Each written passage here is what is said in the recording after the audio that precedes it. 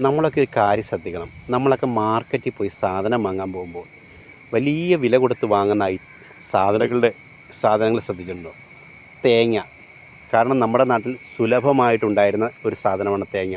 ധാരാളം തെങ്ങുകളുണ്ടായിരുന്ന നാടാണ് കേരളം. ഇപ്പോൾ തെങ്ങുകളെല്ലാം മണ്ട പോയ തെങ്ങുകളാണ്. ഇപ്പോൾ ആരും പലയിടത്തും തേങ്ങയ്ക്ക് കാര്യമായി വിളവ് ലഭിക്കുന്നില്ല.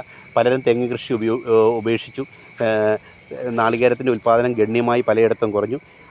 അതങ്ങനെ നിൽക്കുമ്പോൾ തന്നെ മറ്റ് പല സാധനങ്ങളുടെ കാര്യം നോക്കുക. നമ്മുടെയൊക്കെ വീടുകളിൽ നമ്മൾ കൃഷി ചെയ്തിരുന്ന പല കാര്യങ്ങളും, ചേനയുടെ വില, ചേന എടുത്ത് നോക്കുക.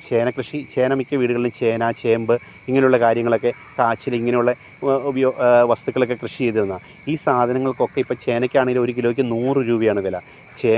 ചേമ്പ് എടുത്തു കഴിഞ്ഞാലും കാച്ചിലെടുത്തു കഴിഞ്ഞാലും, അതുപോലെ കപ്പയാണെങ്കിൽ പോലും 3 കിലോ 100 രൂപ, അല്ലെങ്കിൽ 2.5 കിലോ 100 രൂപയ്ക്ക് കിട്ടുന്ന അവസ്ഥയാണ്.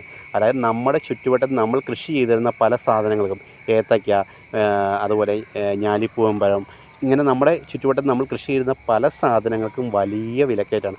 ഇതിൻ്റെയൊക്കെ ഉപയോഗം ഇവയൊക്കെ നമുക്ക് ചുറ്റുവട്ടത്ത് കൃഷി ചെയ്യാൻ എങ്കിൽ കൂടിയും പലരും ഇതിനൊന്നും ശ്രമിക്കുന്നില്ല. വലിയ വില, മാർക്കറ്റിൽ ചെന്ന് ഇത് വാങ്ങാൻ ചെല്ലുമ്പോൾ വലിയ വിലയാണ് ഇതിനൊക്കെ അനുഭവപ്പെട്ടുകൊണ്ടിരിക്കുന്നത്.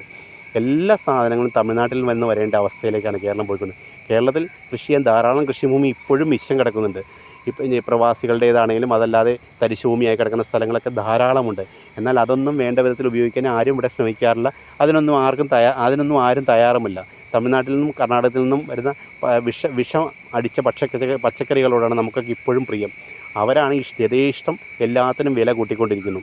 ഇടനിലക്കാരാണെങ്കിൽ അതിനേക്കാൾ കൂടുതൽ വിലയ്ക്കാണ് നമുക്ക് വിൽപ്പന നടത്തുന്നത്.